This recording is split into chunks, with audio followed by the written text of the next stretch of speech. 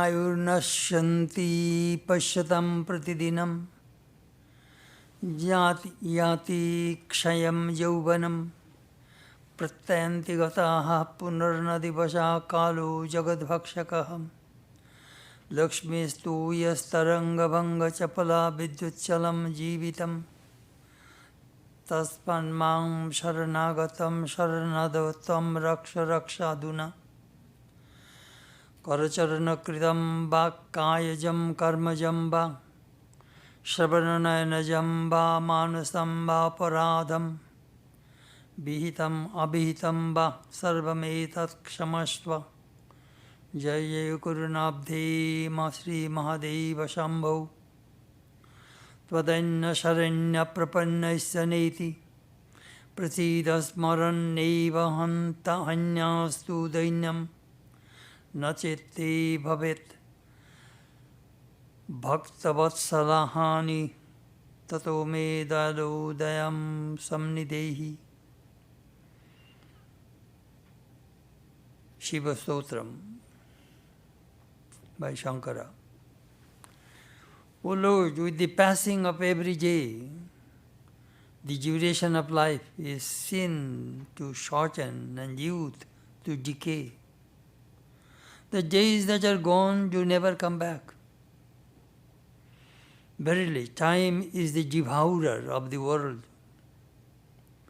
Fortune is as fickle and short-lived as ripples on the surface of water, while life is momentary, like the flash of lightning. Therefore, O thou refuge of all, do thou even now protect me, who seek refuge in thee. Do thou forgive me, O Lord, for all my bad deeds committed with my hands, feet, speech, body, ears, eyes, and mind, while going actions enjoined or otherwise. Glory unto thee, O thou Lord beneficent, thou God of gods, thou ocean of mercy. To the distressed there is no other refuge but thee. Lord, be propitious, being remembered. Thou promptly removest the misery of the devotees, else thou wilt lose thy reputation of being gracious towards thy devotees. Therefore, O thou merciful Lord, have mercy on me. This is a beautiful prayer. This prayer reminds us about our life, what we are doing in this world, and what we are supposed to achieve in this life. Life is very short. 80 years, 100 years, nothing compared to infinite time. Coming and going, endless. Birth and death, endless. Suffering, misery, happiness, they rotate.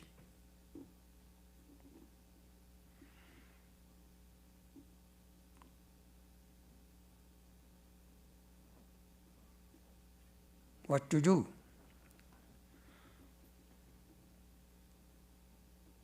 We do so many good or bad things in our life, but God forgives.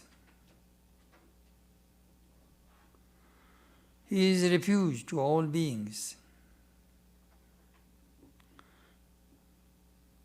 We are tormented by miseries, various kinds of miseries. Physical, mental, terrestrial, some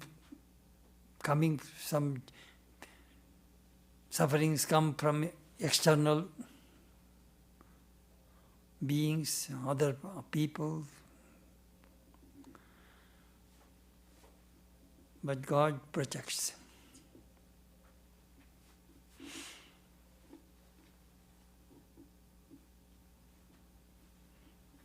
Shankara says, Bhaja Govindam, Bhaja Govindam, Bhaja Govindam, Mudamate, Prapte Sanitya Marane, Nahi Nahi Rakshati Jukrin Karane. Jay is gone, nights come, again nights are gone, Jay is come. Each day is taking away our longevity. So what you are supposed to do? Bhaja Govindam, worship the Lord, worship the Lord, worship the Lord. Our learning, money, wealth, power, position, name, fame, nothing will save us. Only Bhaja Govindam. Worship the Lord, worship the Lord, worship the Lord.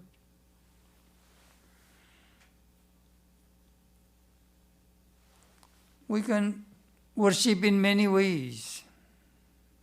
Not necessarily we have to worship with flowers and sandal paste and perfumes and water, light, incense. Those are all external worship. In our Vedantic tradition, we have mental worship. We have Parapuja, supreme worship. I am God. That is also worship. The goal of worship is to be united with God. The more we are united with God, the more we get peace and joy. That's all. That is the reason we worship. And that is the purpose of human life. Peace and bliss. That comes from Parapuja. That comes from worship. Anyhow, let us think of God and seek His blessings and grace. Oh.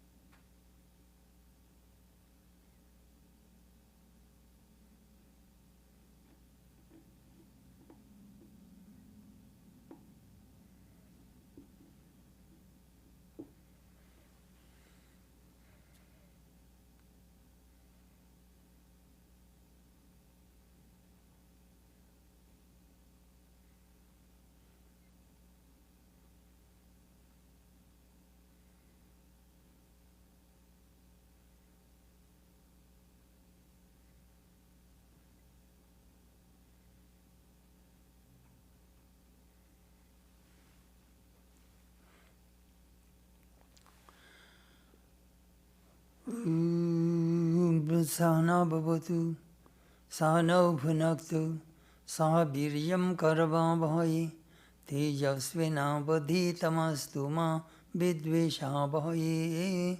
Om Shanti Shanti Shanti. May Brahman protect us, may he guide us, may he give us strength and right understanding. May love and harmony be with us all. Om, peace, peace, peace be told.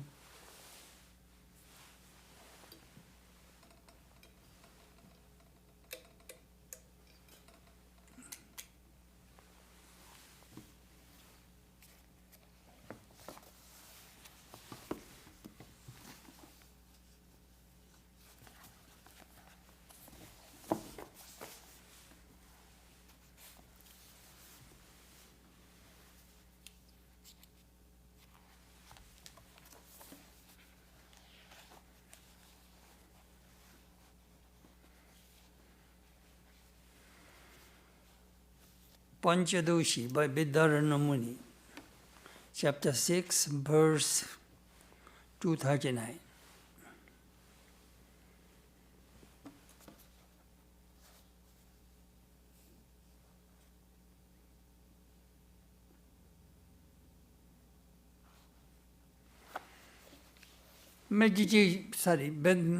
Liberation according to Vedanta. Prapti, prapti. Attainment of the attained. What does it mean, attainment of the attained? They use another word, Swarajya Siddhi. Regain the lost empire.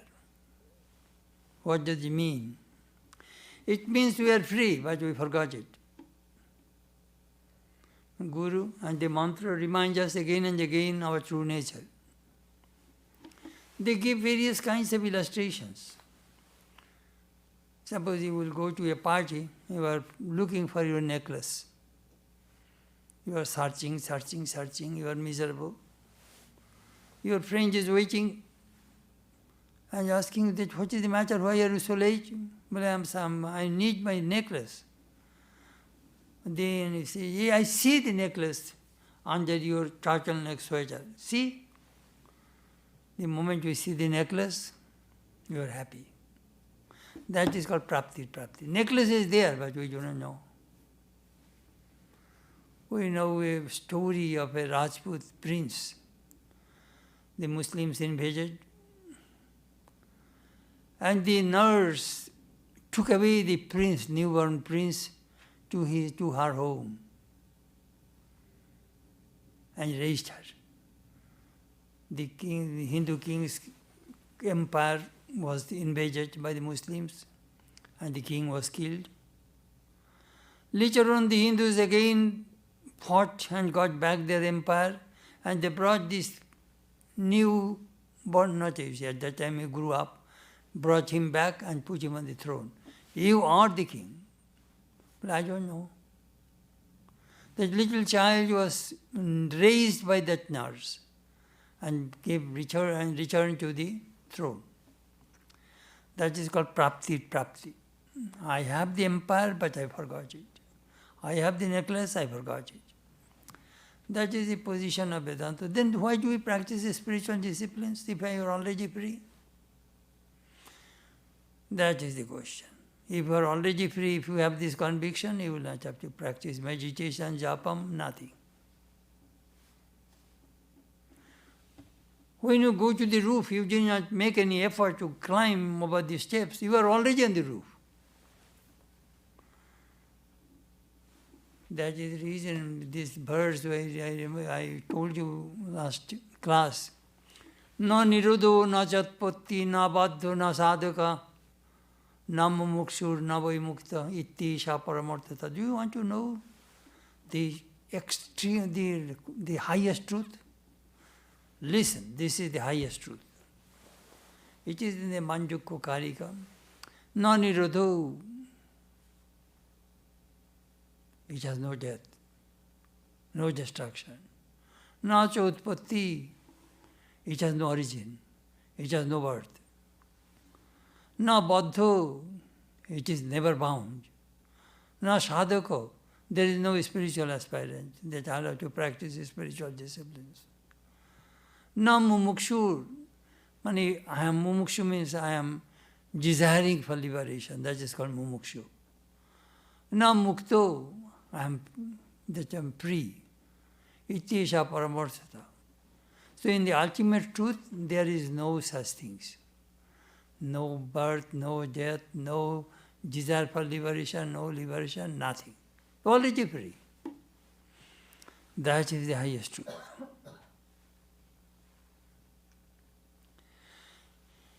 Another thing we talked in our last class, you remember, this jar space and this cosmic space, as a space, both are the same. This little consciousness which is in our heart chakra, in the buddhi, in the intellect, that consciousness reflects, that animates our body, mind, senses. That consciousness and the infinite cosmic consciousness, both are the same. Which is all different. Your consciousness, your consciousness, your consciousness, my consciousness. You cannot divide the consciousness. Consciousness cannot be divided. Nirangsho, it is partless, undivided. It cannot be divided. But we divide the space. Is there chapel space, library space, shrine space, kitchen space, dining space? We call this a space, but these are not. You break on the whole house, it will be one with the space. That is the position of Vedanta.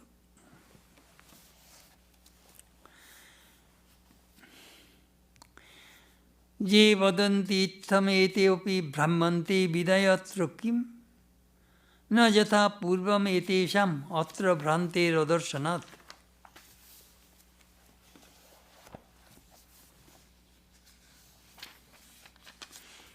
Doubt. Doubt means purvavaksha, the opponent, raising this question. Even the knowers who attribute the world to Maya are seen to be engaged in worldly pursuits. So what is the use of realization? Reply, no, he is not deluded as before. He is talking about Jivan Mukta, living free.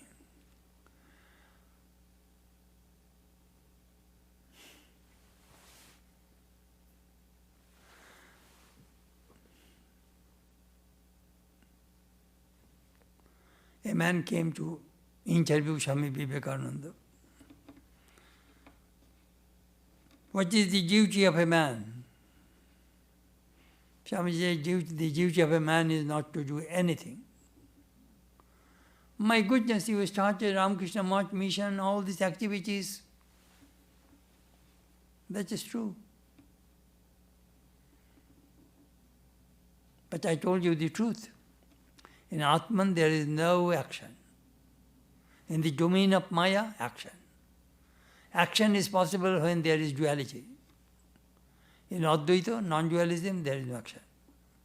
He was talking, but I see that you, after realizing God, you also involved in these activities. But that is true. This is my play. I love to play with Maya. This is a good play. This good play will destroy the bad play. Good tendencies will fight the bad tendencies. That is the reason Math mission I started.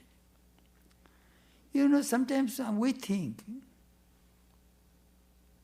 these monks, we are working, these are all Maya.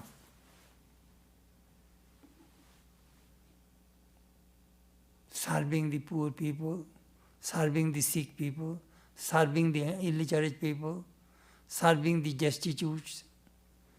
This is all Maya. There is a monk, he later on became a monk. He was a very learned scholar. His name was Rajendranath Ghosh. Later on he became Chidghanananda. He could not reconcile the Ramakrishna Math mission's activities. We are the Atman. Why should we work?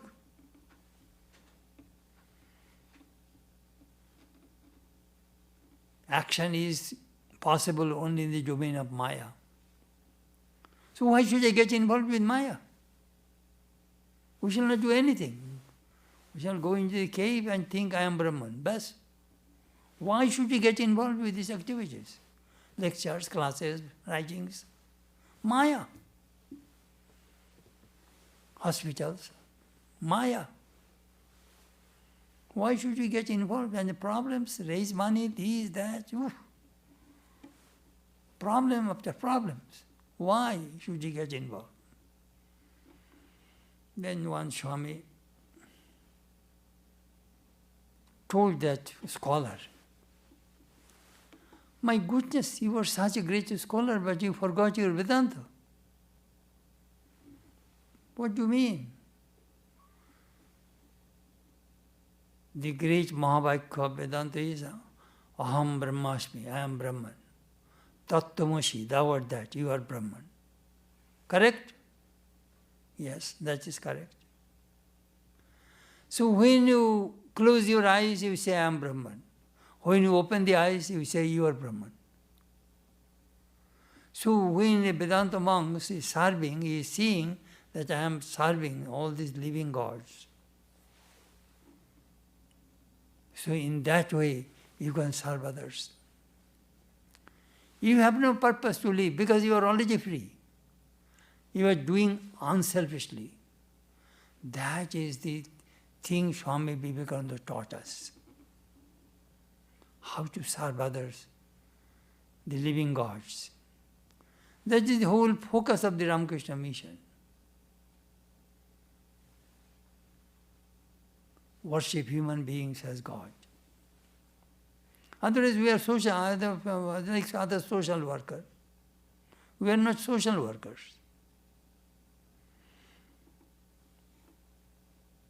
He was talking about. Very interesting.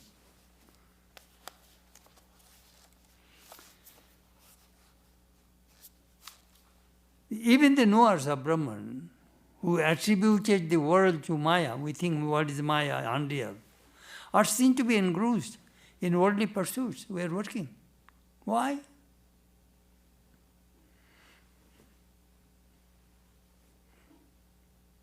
Swamiji said, if you work, you will die. If you do not work, you will die. You better work for others. You will get tremendous satisfaction and mental peace. The opponent is telling, what is the use of your realization? No, he is not deluded as before. Do you know how I look at it?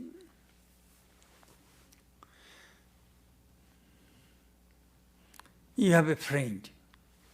You know he is a number one thief, very bad person. He is a number one thief. And he is visiting you. What do? You know that his nature very well. So you are always keeping an eye on that person. So you cannot steal. All the time you are watching.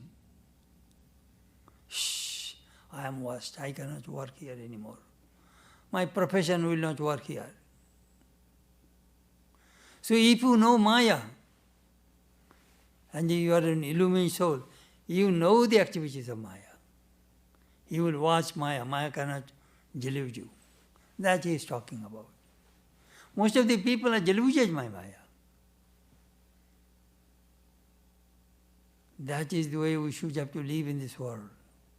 You know Maya is always trying to cheat us, delude us. So keep an eye. Then Maya will not be able to function. As your thief friend cannot function because you know I am always watched. I cannot steal anything from my friend. My friend knows my nature. Another way you can see it, that how a Jnani plays. You have little children. You bought dolls for them. Your little daughter, 3 years old. She is arranging the doll's marriage. You are supporting that marriage, buying some kanjis and some gujis and some clothes of the marriage, and you are watching your child how he is playing the marriage. Oh, mom, my doll's marriage, you give money and this, that, jewelry. So your mom will give all jewelry money.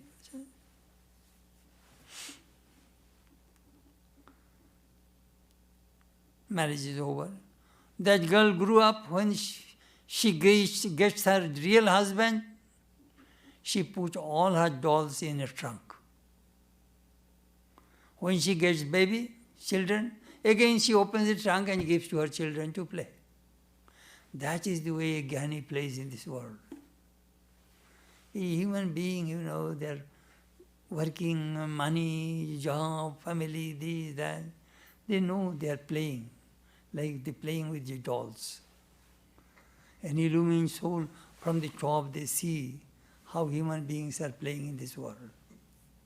Children's play. You do not give any importance to that marriage at all. My children are playing. So again he sees that we have a real husband, real wife, real children, family, all grown up, job, these things. They see they are playing. They do not see they are in real.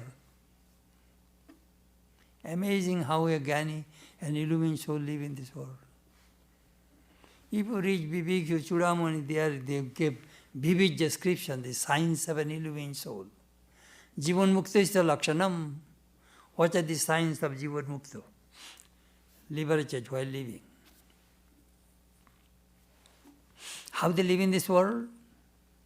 No motive, no purpose, no desire. But they keep one desire, compassion. Compassion for the poor. Love, compassion. Only those things, no selfishness, no motive. Only that thing functions in the mind of an illumined soul. And that is the way they function in this world. How does he live? Shetchai, aniccha, paritchava. He sometimes says, what is the purpose of living? Let me finish my body. I shall not give any food to the body. Let body die. The purpose of the human life is over. I am illumined. I don't need my body anymore. Then comes the disciples. The disciples know my Guru's body is very important. So, parichha anichchaiva, they try to feed this person.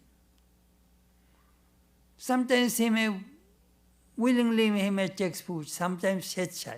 Shetchai means willingly. Now I have to serve my children, so let me eat food and keep my body. Aniccha, unwillingly, take some food. Parichha means then the disciples force the Guru to eat, otherwise he will give up his body.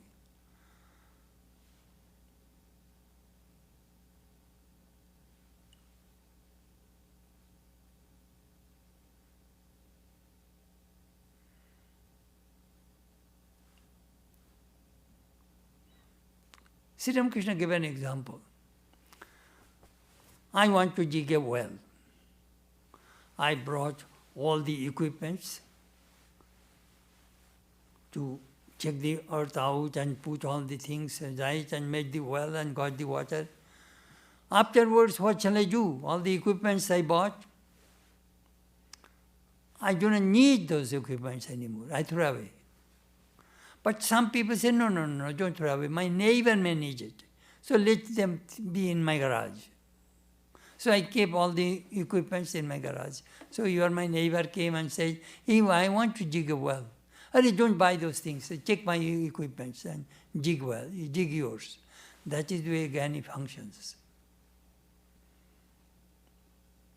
He doesn't need those equipments anymore. So the purpose of human life is over the moment you are illumined. What do you mean? That means no desire. Mind goes only into samadhi. Completely the world disappears. That he is talking about. He is not deluded as before.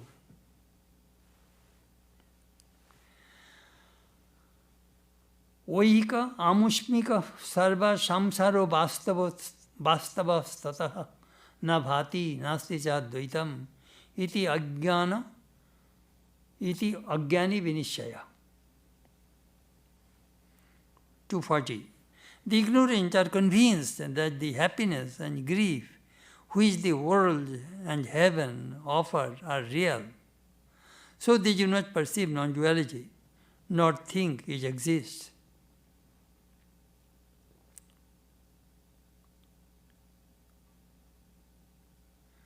Happiness and misery, that the obverse and reverse of the same coin. Swamiji says in Jnana Yoga. If you want happiness, always remember, you will have to take misery also. No escape. As Swamiji says, the pendulum of the clock must swing. Tick, tock, tick, tock. Happiness, misery. Happiness, misery. Happiness, misery. That is dualistic world. No human being is all the time happy or all the time miserable. Never. They rotate in a cyclic order. So what shall you do? Well, if you want happiness, you will have to accept misery. So, stop the pendulum. I don't want any of them. That is called mukti, liberation. No more movement in the domain of Maya. Stops. When the mind just stops, the world just stops. When the world just stops, mind just stops, you are illumined.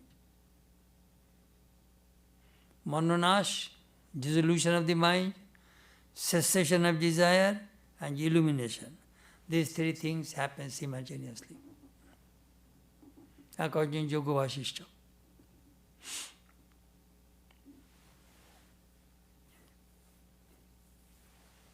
Very interesting.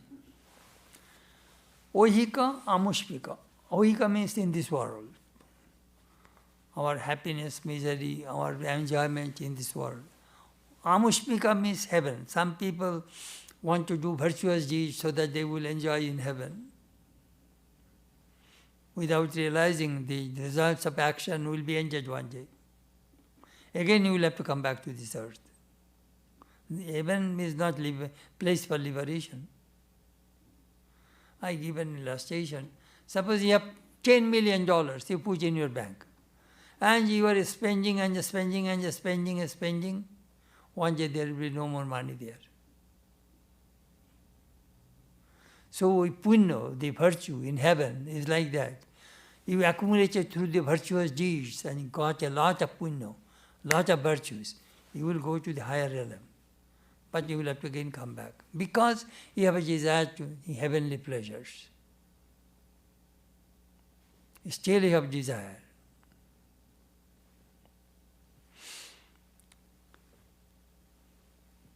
Jnaninam viparito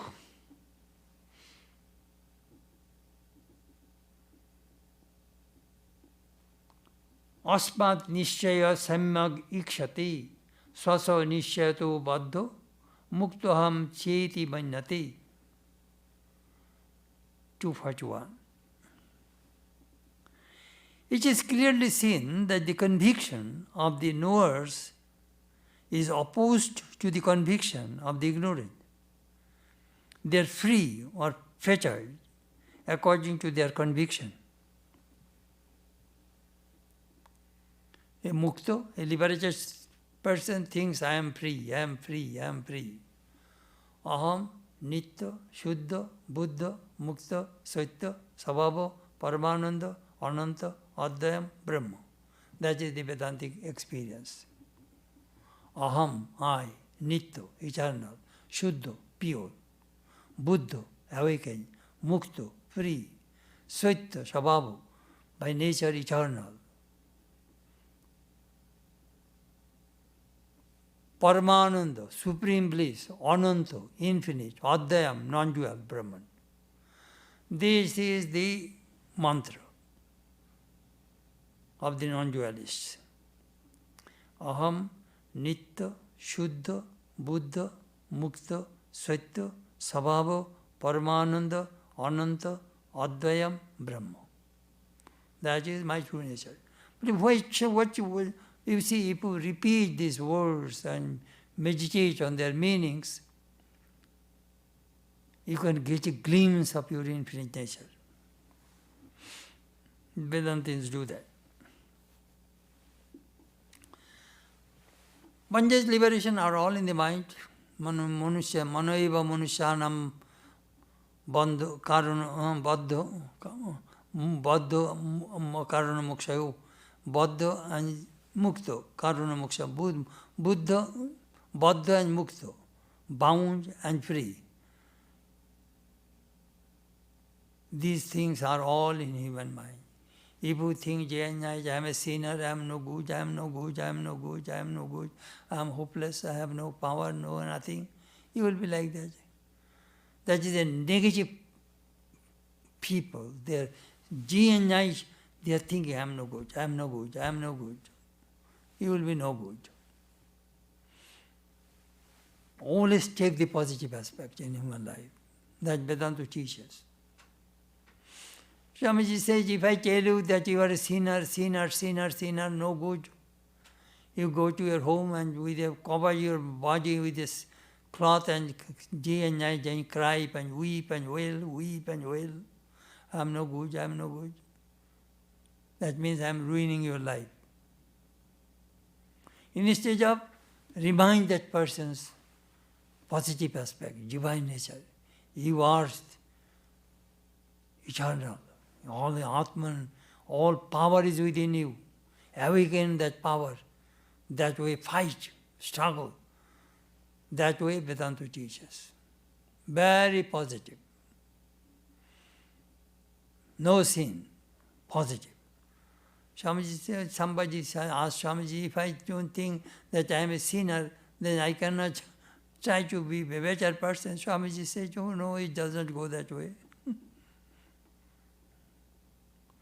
You see, this doctrine of the original sin is a dogma in Christianity. You are sinner. No. That Swamiji said, Vedanta never asks people that you are sinners. It is a sin to call a man so. It is a standing libel of human nature. That is the way Vedanta teaches.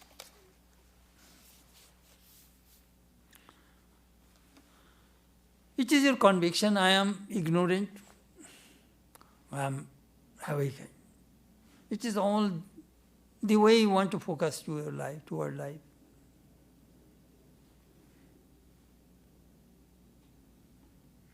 That is the reason the parents always remind the children their true nature.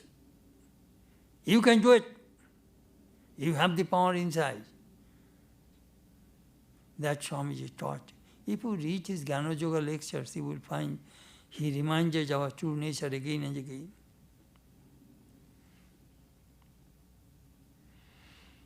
Na dvaitam aparokshatyet na chidrupena bhasanat ashishena na bhatanchet dvaitam kim bhasate akhilam.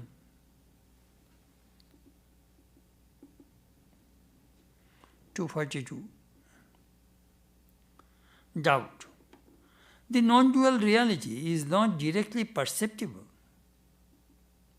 Reply. This is not so. For reality is self-evidence in the form of consciousness. Doubt. It is not fully known. Reply. Is the world fully known to you?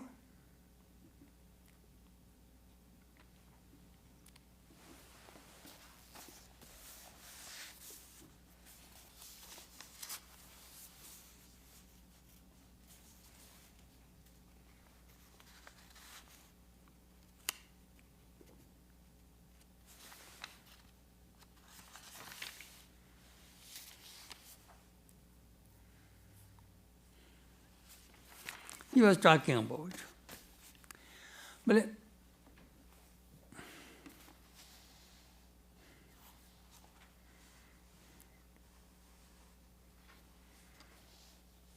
the non-dual reality is not directly perceptible. Do you know what I mean? I am Brahman, but I cannot see. I do not feel. I do not realize. I do not experience. I am telling I am Brahman, I am Brahman, I am Brahman, but I do not experience it. What good is that knowledge? Dualist is telling the non-dualist. You are telling you are Brahman. Do you really feel it? Do you ever experience it? Reply, this is not so, for reality is self-evident in the form of consciousness. He is telling about this consciousness. Do you know? Let me give an example, you will understand better. Chair in front of me. What I am doing? My buddhi, my intellect, has the knowledge of the chair. And that intellect has the consciousness also. So my intellect and the consciousness, both goes to the chair. And buddhi, intellect, do you know what does the intellect do? Intellect removes the ignorance of the chair, because it has the knowledge. So buddhi, intellect, tells me, this is the chair. Saying so, the buddhi disappears. Buddhi, intellect disappears. Then who manifests the chair? Consciousness. So though both consciousness and intellect, both go to the chair, buddhi, intellect, removes the ignorance of the chair, and the consciousness reveals the chair. Which is the consciousness reveals everything. Chair, your body, your mind, your eyes, your microphone, books. Who manifests these things? Consciousness. That he is talking about. For reality is self-evident. Tasya bhasa sarvamidam vibhati. When it shines, everything shines after it.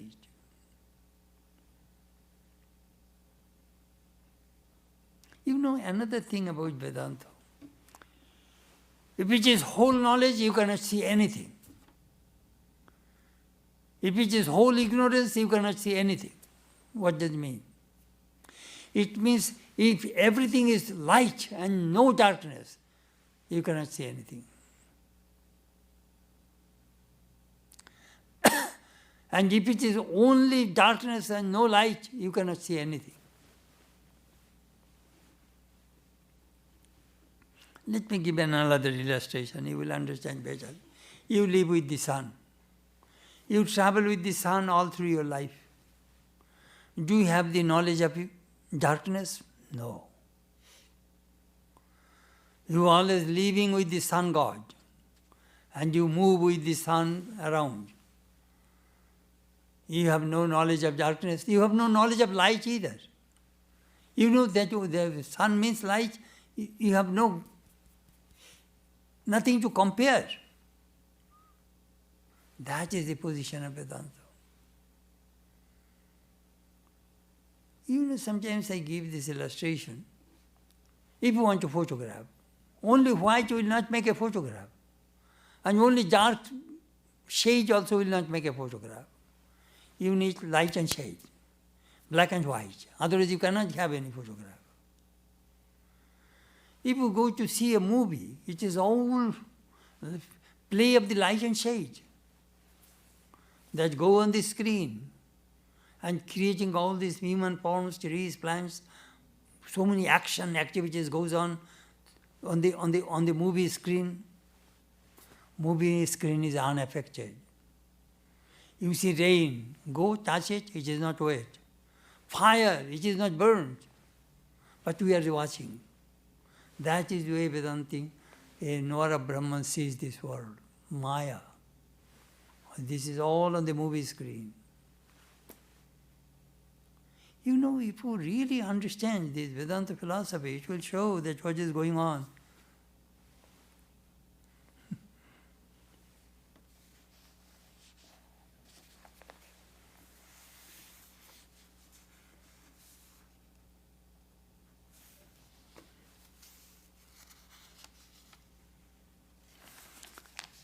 Part knowledge comes. Oh, I see the chair. I do not see the bottom of the chair, but I see some part.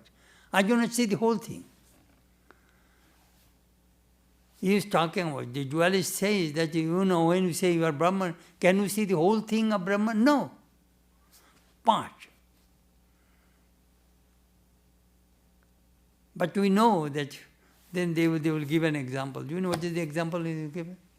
It's the quoted from Mahabharata. Sri Ramakrishna also said, when you cook rice, you take 1 or 2 particles of rice with a spoon and you go to the sink and you press it.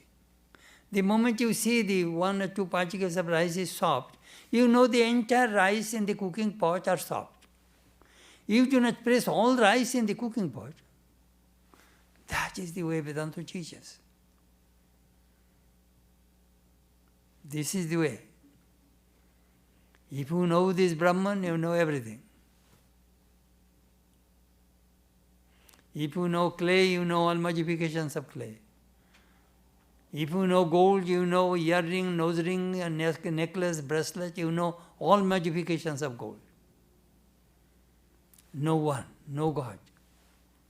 Then you will be Sarvagya, all-knowing, omniscient, omnipotent. That Vedanta teaches.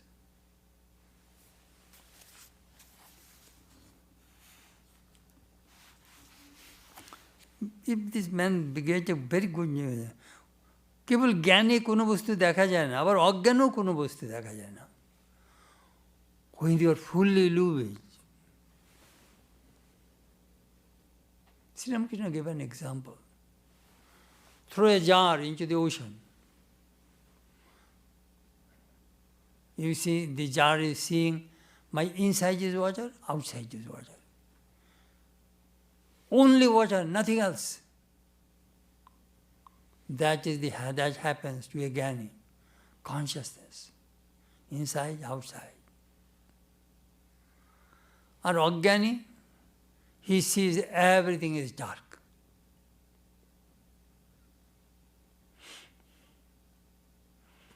So what is this world? Mixture of truth and truth. Knowledge and ignorance. As Sri Ramakrishna says, pure gold cannot make a jewelry. It will have to add alloy because gold is very soft. Then you can make a necklace, bracelet. Alloy is necessary.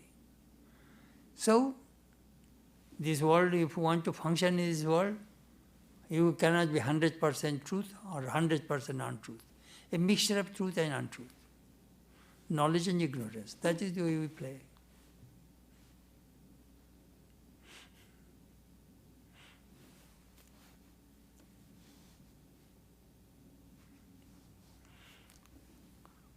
The Vedanta challenges the dualist, non-dualist and dualist. As you are showing a chair, I cannot see the entire chair. The back of the chair I cannot see. I can see on the front part. So about you are comparing that about knowledge. Knowledge also, partly I see, not the whole thing I can see, or whole thing I can experience. But my little experience tells me what is the whole. That is called microcosm and macrocosm. If you know one, you know many. A knower of Brahman, he knows all minds because he knows his own mind. You cannot hide anything from this.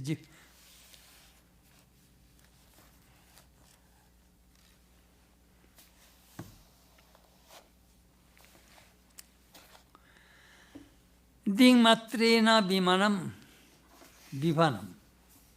Dingmatrena vivanantu dvairupi samang khalu. Dvaita siddhivat advaita siddhi te tabata nakim. 243. Both duality and non-duality are partially known. If from this partial experience you infer the truth of duality, why should you not, from same premises, infer the truth of non-duality?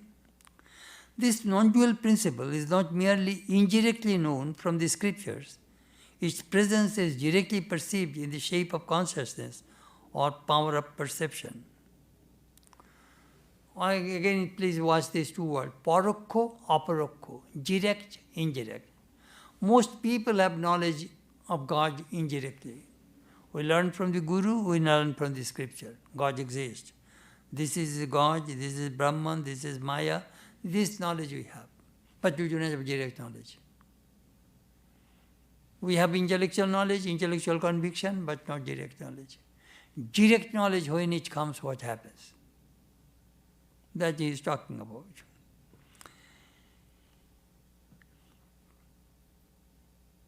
Shape of consciousness or power of perception. Again, partial perception is no bar to knowledge. If the reality of the inner self is perceived in a man, the reality in the entire world, that is Brahman, is also perceived.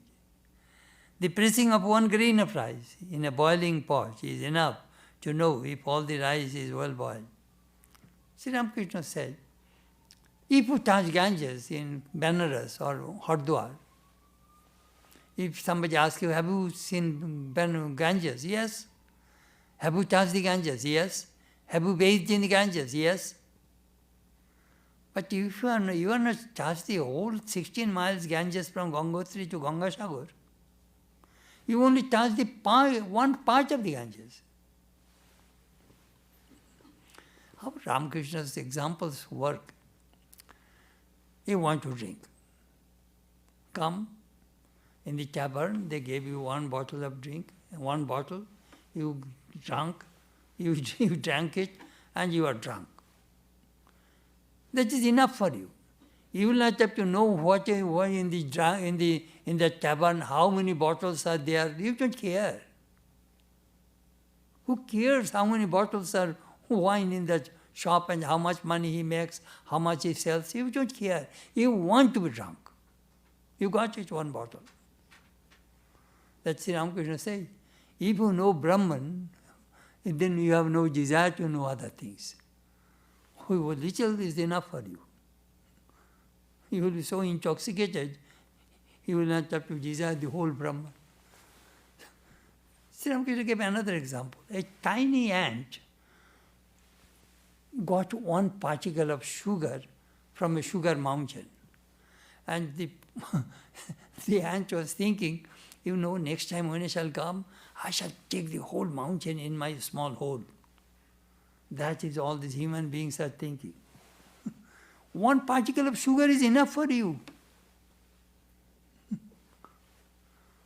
Those Sri Ramakrishna's, those pithy examples are so forceful and we can visualize.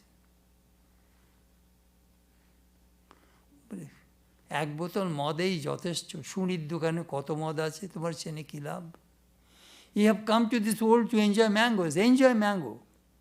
Why are you counting the leaves and trees and how many mangoes that people sell and all those things? You don't need to know all those things. Take what is necessity. Know what is vital for you, important for you. If the reality of the inner self is perceived in a man, the reality in the entire world, that is Brahman, is also perceived. The pressing of one grain of rice in a boiling pot is enough to know if all the rice is well boiled. Beautiful example.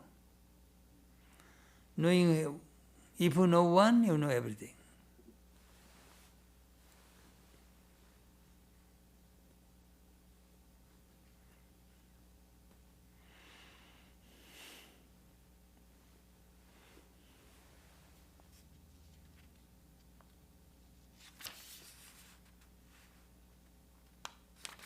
All right, I shall stop here tonight. After 2:43.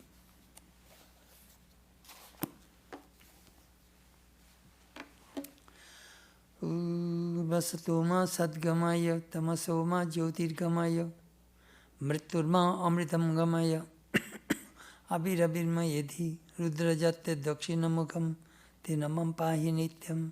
Om Shanti Shanti Shanti. Lead us from the unreal to the real. Lead us from darkness to light.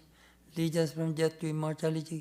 Light us through and through and guide us evermore with thy loving presence. peace, peace, peace, be unto all.